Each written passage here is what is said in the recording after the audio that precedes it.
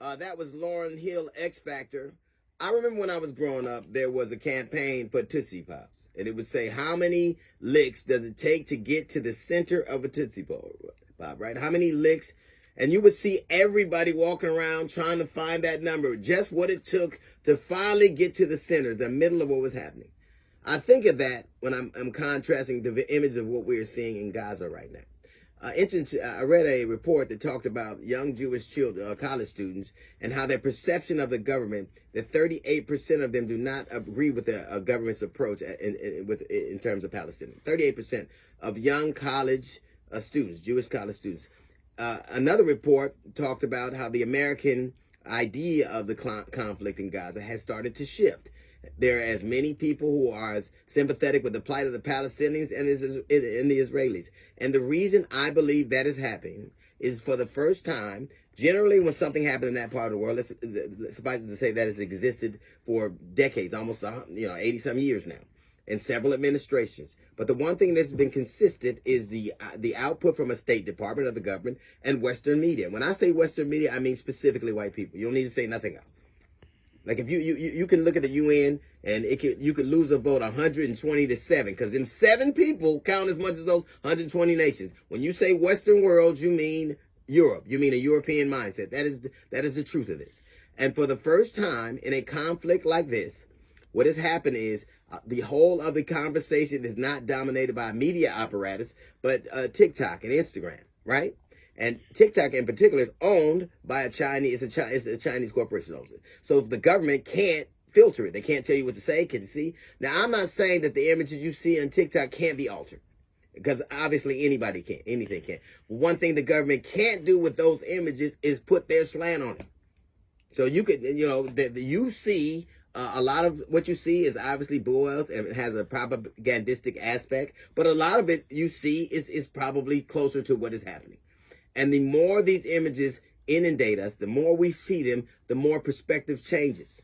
Because remember the analogy, what does it take to get to the center of a Tootsie Pop? What does it take to start to pierce white history and white stories? Because what would have to happen is, in order for a mindset to change, you have to see, and this is unfortunate, you have to see a lot of black and brown and yellow and red people die. You have to see it. They have to see it. Because those images are in contrast with what their history is, what the people that love them, that raised them, told them stories, and everything they see is in direct conflict with what they're seeing now. Everything they see is in direct conflict with it, and it has always been necessary. What changes mindsets is a lot of black, brown, and yellow deaths, a lot of it. When Emmett Till was slaughtered so brutally, what happened? She left that casket open so that people could see. Not because it was just macabre, but so people could see and jar them. They'd have to see the difference in what they were seeing, contrasted with what they were told. The civil rights movement changed on people seeing dogs and lynchings and water hoses. They saw them, it changed. When George Floyd, as recently as George Floyd, the world saw what happened. It was in conflict with what they've always been told was true. You had to see somebody die in a very brutal way at the hands of somebody you believed a different story about. And I imagine a lot of that is playing on now. What is happening in Gaza is that the world is seeing images that it cannot reconcile. And it needs to be that way. It has always had to be that way, where there had to be a lot of bodies piled up. People cannot turn away from them, and it starts to pierce the veneer of the truth they've been told, of the lies they've been told. It starts to challenge them. And it started to have an effect. But in order for things to change, do you know there needs to be a lot of black deaths to change white history and white lies? A lot. Everything that you see needs to be constant and contrasted with what they come to believe, the stories they've told themselves, and reiterate. They have to see them, and it does not change until they do. The interesting thing is that people, this conflict, to a greater or lesser degree, has happened for 80 some years. And it's interesting that people would think that it should be solved in 6 weeks because they saw something. That you think, I don't care what administration was in place, the playbook will be the same. What is changing that playbook is people's awareness of what's happening and forcing political change. Because absent that, when you had a media apparatus, when you had a government apparatus that wanted a specific narrative, that's what you saw. And there was no reason to challenge it. Now, body after body after body, death after death after death, it becomes harder to reconcile the truth with what you've been told. The truth of things.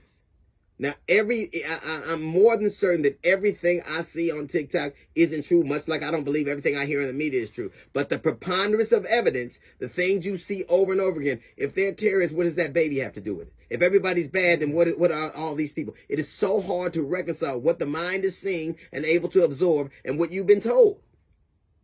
It is impossible to be a human being and to see these images of carnage and to not question yourself. And to not question this thing you've been told. It was this way. You didn't, and the funny thing about it, if you look at what's happening in Gaza as opposed to what happened to Ukraine, you didn't have to see images of Ukraine. They could tell you how bad it was and you believed it. You didn't need this preponderance of evidence because the lives looked different.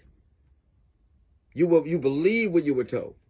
But there is a certain amount of black and brown and yellow death, a certain amount of carnage that you have to see, that the Western world has to see in order to accept that it is real. They need to stack up high. They need to, because they're killing everything they've been told. Every truth they've been told, every historical aspect they've been told, the ways that things are perceived. It is everything, all as the bodies stack up, the less truth they can take. The less the truth, the history can hold up to it. Less and less and less. And it always needed to be that way. When I grew up, the story and the question was, what does it take to get to the center of a Tootsie Pop? Now the question is, how many brown bodies do you need to see mutilated to destroy a white lie? That's a little note from the GED section. We've got a jazz report coming up in 15 minutes. It is the D.L. Hughley Show. We'll see you again.